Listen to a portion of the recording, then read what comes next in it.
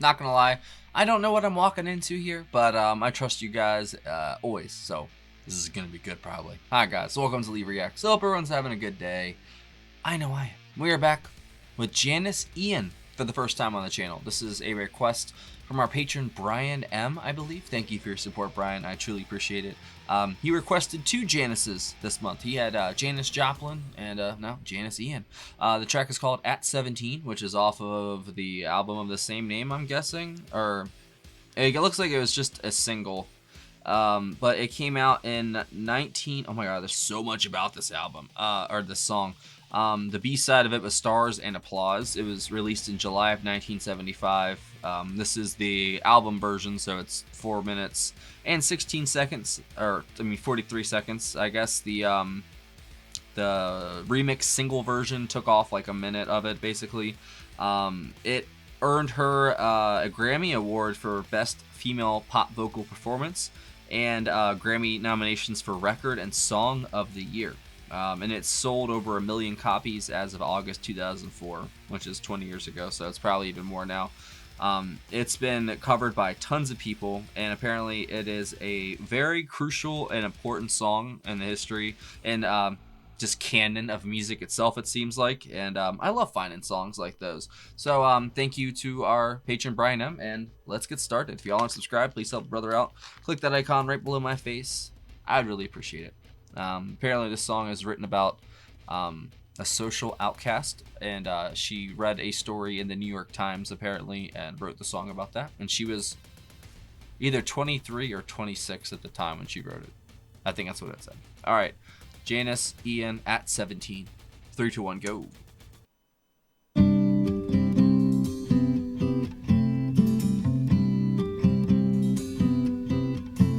I learned the truth at 17, that love was meant for beauty queens. In high school, girls with clear-skinned smiles who married young and then retired. Sounds like Joni a little bit. The Valentines I never knew, the Friday night charades of youth were spent on one more beautiful.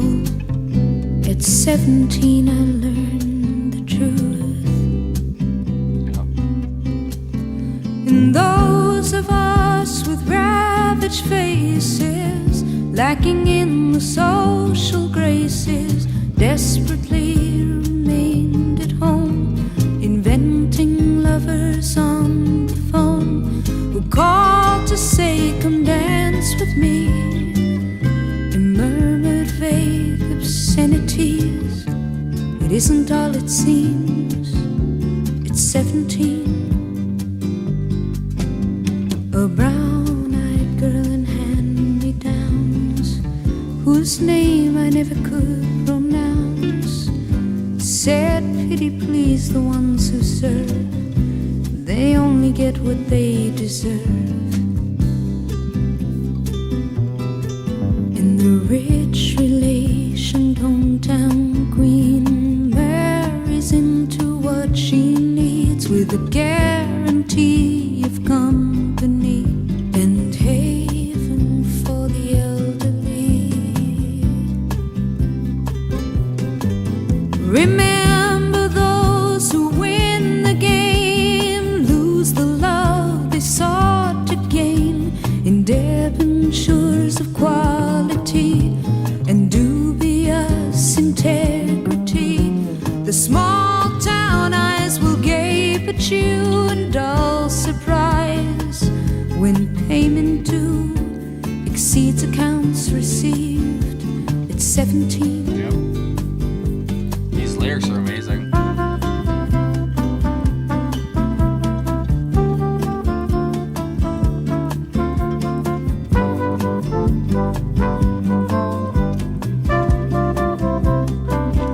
It's got like a bossa nova feel to it almost at points. Not really the acoustic.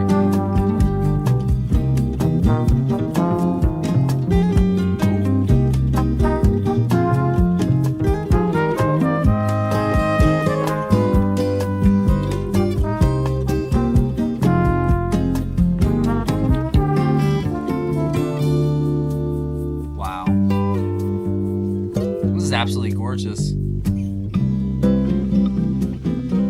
Oh. To those of us who knew the pain of Valentines that never came, and those whose names were never called when choosing sides for basketball. Sal DiTroia and Janis Ian on guitar. Far away, the world was younger than today, and dreams were all they gave for free to ugly duckling girls like me. We all play the game when we dare to cheat ourselves at solitaire, inventing lovers on the phone, repenting other lives unknown. They call and say, come dance with me, and murmur vague obscenities at ugly girls like me at 17.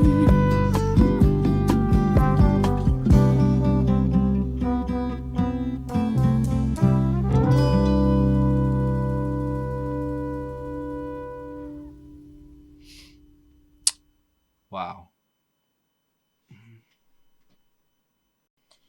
Man. Just had to sit there with it for a second. That song is absolutely exquisite. I mean, like, no joke. That was moving. Just like a Joni Mitchell song would be, in a way. And in the beginning, it did kind of remind me of a Joni Mitchell track, you know? But then it kind of turned into something else that I don't think I've ever heard Joni really do, like that kind of bossa nova feel or whatever. I think that's what it would be. Absolutely stellar work on the, I guess that was a trumpet and a trombone and maybe a sax at the end, flugelhorn.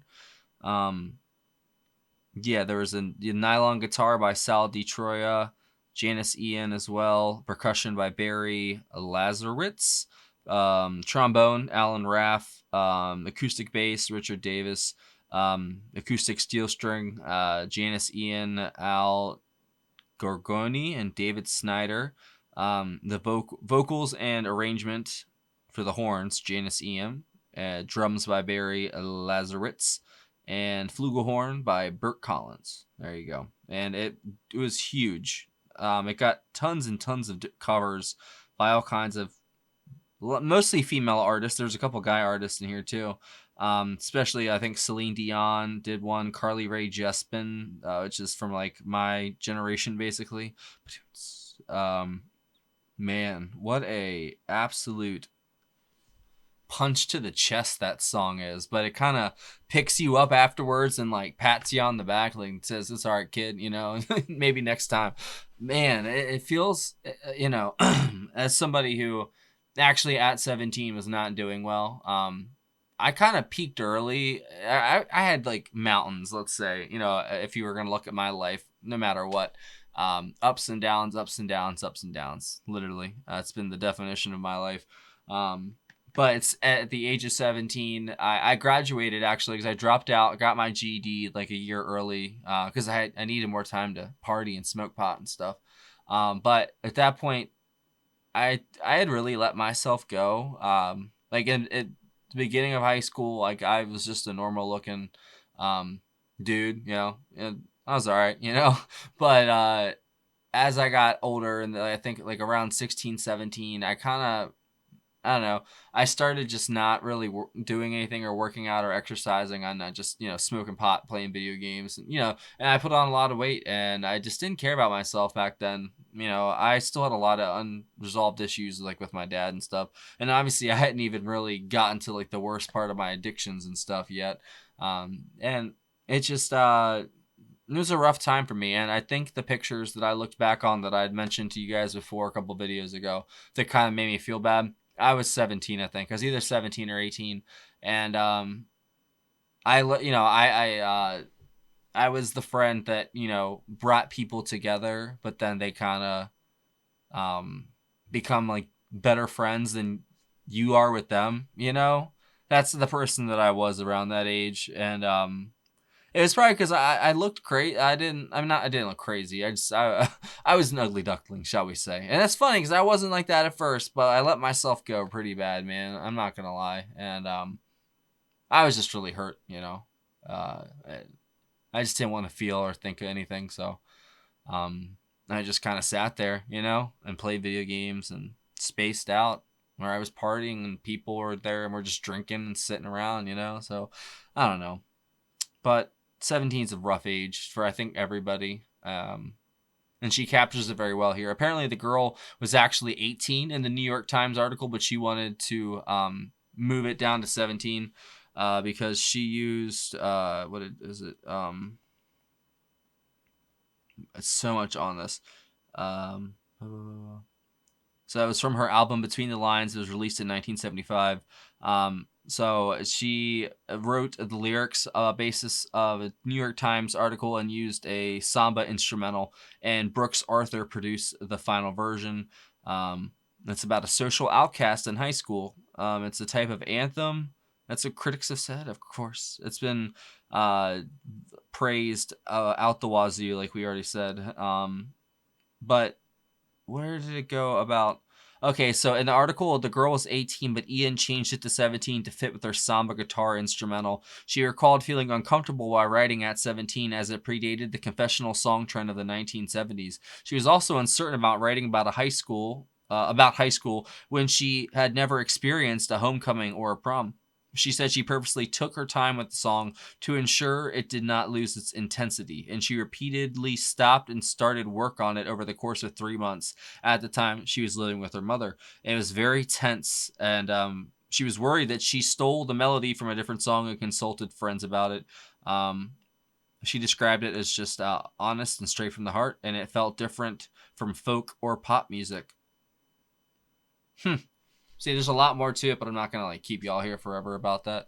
That I really did feel that though, and it's samba. That's what it is. It's not bossa nova per se. I guess it is samba. And it just kind of makes you want to move to it and groove, but at the same time, it's very almost introspective. And her musings on being 17 and realizing that the world isn't what it's cracked out to be as a kid. And it's funny because I thought about that recently about Danica, and she's gonna eventually not be that sweet innocent little girl that I see every day and I love.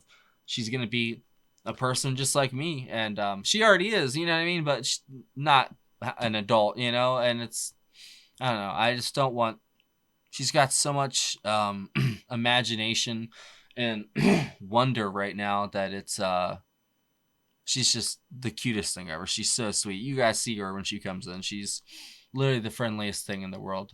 She literally tried to run up to a stranger's car today to say hi that pulled into the lot next to our house. I'm like, come on. Like, I'm going to have to protect this kid from the entire world. You know what I mean? Because she's just too nice. She is not, like, the world doesn't deserve her. And I feel like I don't deserve her sometimes. But at the same time, I love her more than anything. And I don't know, man. She's amazing. But I know that she's eventually going to, I don't know, be a person, that's not that what she is now, and I don't want the world to hurt her or break her heart before anyone else gets the chance to, because the world can do that, not that I want her heart to get broken, not like that, you know what I mean, but I don't know, I just really felt some stuff from that song. So thank you to Bryan again for sending that in. That was fantastic. And if you guys have any other tracks by her you think I'd like, definitely leave it down below. I loved her voice in it. I definitely would say it had like a Joni Mitchell vibe at points, but then it changed into something different. And all the instrumentals, the trombone, the flugelhorn, fantastic. The slight, very subtle percussion when it did pop up was very, very good. And that guitar was just out of this world. That little solo, not even solo, but just that run that he kept doing there, like from the middle section on, it was just so good. It sounded so good. I think that was the nylon guitar, and man, those strings, man, just changes the sound so much. It sounds so good. But I think that's it. Thanks for watching, guys. I really appreciate it. I got to get out of here. This one kind of put me in my head, and now I got to, I don't know, edit these videos, I guess. Sometimes you just don't want to, work. And like, I don't mind doing the recording and stuff, but like doing the editing and posting and all that, it gets so freaking tedious, guys. You have no idea. This is fine because I'm just listening to music and talking, and that's, you know, things I'm good at. And the editing and stuff, you know, it's just, I don't know, whatever. But I got stuff to do. I'll see y'all later. Thanks for watching. One more thing. We have a really cool Patreon community. We'd love to have you. There's a link in the description. If you join the $15 tier or up, you get one free request a month. There's other tiers for other amounts of requests if you want to do more. There's also a PayPal as well in the description if you want to send a tip or a request in that way. It's up to you. Now scram, go.